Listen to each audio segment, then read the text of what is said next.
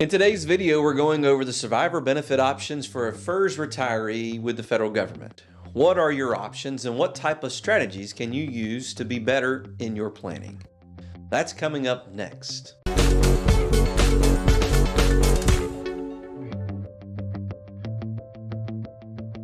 Well, hey, this is Tommy Neesmith. I'm a financial planner with Christy Capital Management, and we help federal employees better prepare for retirement.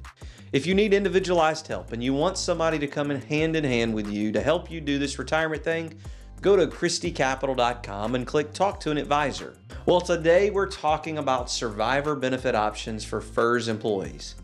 There are three basic options. You can leave your spouse half of your pension when you pass away. That's option one. You can leave them 25% of your pension, or you can leave them zero and leave them nothing. That's option three. Now, there are a few strings attached to this. The first thing I want to bring up is the tie-in with your health care. For your spouse to continue on the federal health care after you pass away, you have to leave them some type of survivor benefit. So as we go over the three options, leaving your spouse nothing and wanting them to remain on your health care is not really an option. This would only be prudent if your spouse was also a federal employee, where they could get the federal health care based on their own federal status as a federal employee themselves. So for most people, where you're the federal employee and your spouse is not, the 0% option is not really a viable option because most people want the federal health care for their spouse if they should die first. So then the decision comes down to, do you take the 50% option where you leave half of your check, or do you take the 25% option where you leave 1/4 of your check? This will come down to two main factors. What type of lifestyle does your spouse need to maintain if you die first? The higher the expenses, potentially the higher survivor benefit you will need to leave. The next thing to look at is the amount of assets that you have. When you die, your spouse will still receive some sort of survivor benefit, whether it's the 50% or the 25%. They will receive the larger of the two Social Security checks, and most of the time, they are the 100% beneficiary of any of the assets like TSP or IRAs that you have. Is that enough for them to make it until their 90s? Now, when we're helping people see if it's a good fit to work with our company, one of the scenarios of a financial plan that we do is for them showing the federal employee dying early and making sure that the spouse has enough to live well into their 90s. In the scenario, we can show the 50% option. And we can show the 25% option. Some people have enough assets where they don't have to leave as much of a survivor benefit. Now, on other occasions, somebody can leave the 50% survivor benefit and still not have enough money for their spouse to make it. For those instances, we'll need to talk about life insurance to create a higher asset balance at your death. Now, another thing to look at is, let's say your plan works fine if you leave the 50% benefit. Or you also could leave the 25% benefit with life insurance to leave an equivalent amount of benefit as the 50% option. There are several features where life insurance may give you some more options than the survivor benefit. For one, the cost of the survivor benefit is based on your pension check. The 50% survivor benefit is a 10% monthly cost off of your pension. If you have a $4,000 a month pension, the 50% survivor benefit will cost you $400 a month.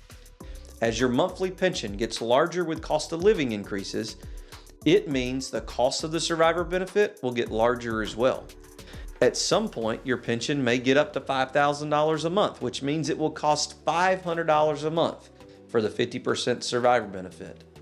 The ever-increasing cost of the survivor benefit is one thing that people really don't like.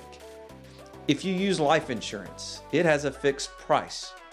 Generally speaking, we are using a permanent life insurance policy that will last your entire lifetime and pay out no matter when you die. You're going to want to have a premium guarantee rider built into that to make sure that your premium can never go up. That makes life insurance potentially be a better option. Another thing about the survivor benefit is it's taxable. Just like your pension check, your spouse is going to get the check and it's going to be taxable. If your spouse receives a big life insurance payout, that is generally not taxable. Another difference is, let's say you die and your spouse starts receiving their monthly payment and they live 3 months or so and then they die. Nobody else will get a benefit. However, if your spouse received, let's say, $500,000 of death benefit from a life insurance policy and then live 3 months and pass away, somebody would still receive the vast majority of the death benefit. It can be left to their beneficiary. These are just some of the little differences between survivor benefit and life insurance. One thing to keep in mind with life insurance is that you do have to be approved based on your health. One benefit of the survivor benefit is that you are approved no matter what. You just need to check the box on your retirement paperwork to get the survivor benefit. If you want to get the life insurance, you need to go through underwriting and get approved for it. Another big difference between the survivor benefit and life insurance is the ability to change beneficiaries. With the survivor benefit, your spouse is pretty much the only beneficiary. If your spouse dies first, you cannot change the beneficiary to anybody else. That just means all the money you pay throughout your retirement goes to waste, as no one will receive a benefit. If you would have chosen the life insurance, you do have the ability to change beneficiaries. If your spouse dies, you can change the beneficiary to somebody else.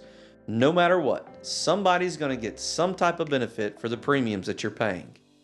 If you want more information on estate planning, check out this video right here. If you need help with your federal retirement, check out our website at christycapital.com.